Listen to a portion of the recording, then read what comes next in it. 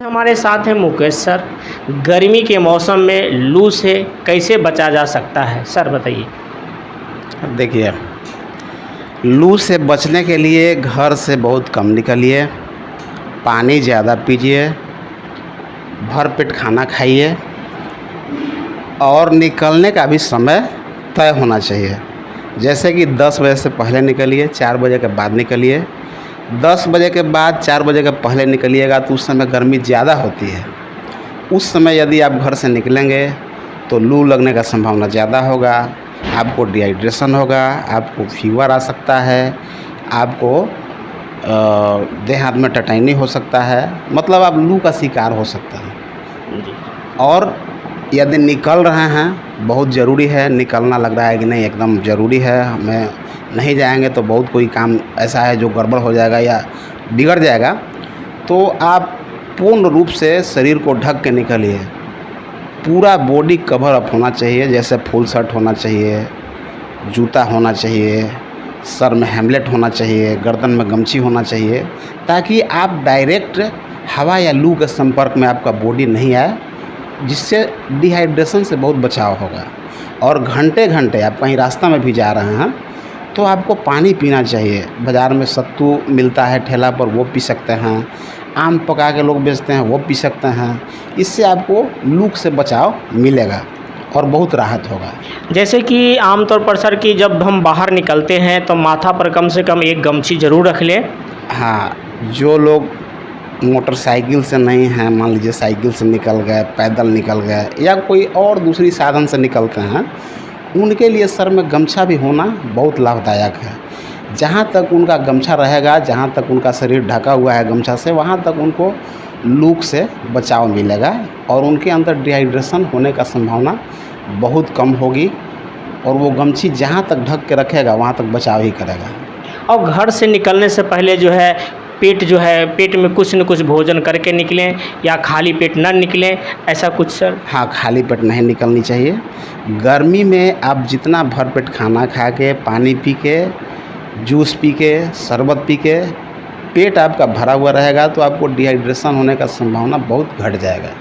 आपके लिए बहुत फ़ायदेमंद होगा, आप लू से बच जाएंगे। अगर कुछ नहीं है तो कम से कम एक गिलास सत्तू भी ले सकते हैं। हाँ, सत्तू भी ले सकते हैं, वो भी अच्छा चीज़ है, सत्तू भी ले सकते हैं, वो भी डिहाइड्रेशन नहीं होने देगा, आपको बहुत फ़ायदा करेगा। और जो दोपहर को निकलते हैं, जिनका बहुत ज़रूरी काम है, वो भी उनको निकलना ज़रूरी पड़ता, उनको लिए कम से कम क्या करना चाहिए? अगर उनको निकलना ही पड़े तो बॉडी कवर अप करके निकलिए। पानी भी घर से यदि बनता है तो लेके निकलिए, पानी पीते रहिए आधा घंटा पर, 1 घंटा पर, जितना आपको इच्छा है उतना पीते रहना चाहिए। ऐसा नहीं है कि प्यास लगा हुआ है और हम सोच रहे हैं कि नहीं थोड़ा सा और आगे बढ़ते हैं और आगे बढ़ते हैं।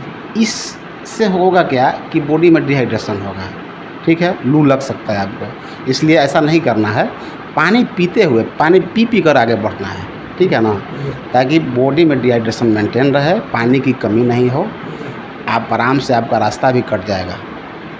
और जिनको अगर सर रास्ता में या कुछ काम करते हुए कहीं जाते हुए लू लग जाता है, उस दौरान उनको क्या करना चाहिए? यदि लू लग जाए तो जैसा अनुभव वो करेंगे। हाँ, तो लू लगने के बाद तो उनको सबसे पहले कहीं पर तुरंत उनको रुकना चाहिए, ऐसा जगह खोजना चाहिए जहाँ पर उनको बैठने का और कुछ मेडिसिन्स वगैरह का इंतज़ाम हो, यदि लू लग जाए तो, ठीक है। लू लगने के बाद या आप रास्ता में कहीं जाते हैं तो और आपके साथ दुर्घटना हो सकता है। जी।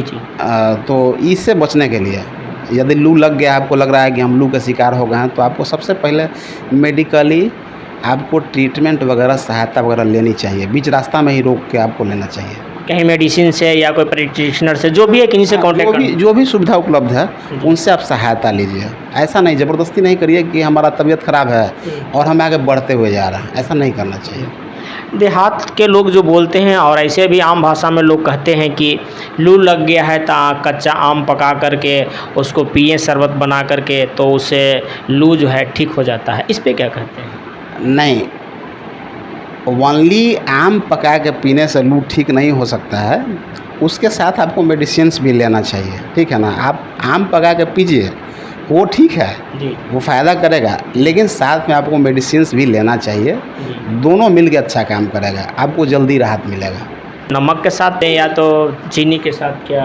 नमक भी हल्का होना चाहिए, अच्छा। चीनी रहना कोई ज़रूरी नहीं है, हल्का नमक ज़रूर होना जी, चाहिए। जी। हाँ, कम से कम जिनका लू लग गया है सर, तो कितना आम पका के पीना चाहिए? जैसे 1 गिलास शरबत बना के पीना चाहिए या क्या, किस तरह से लेना चाहिए?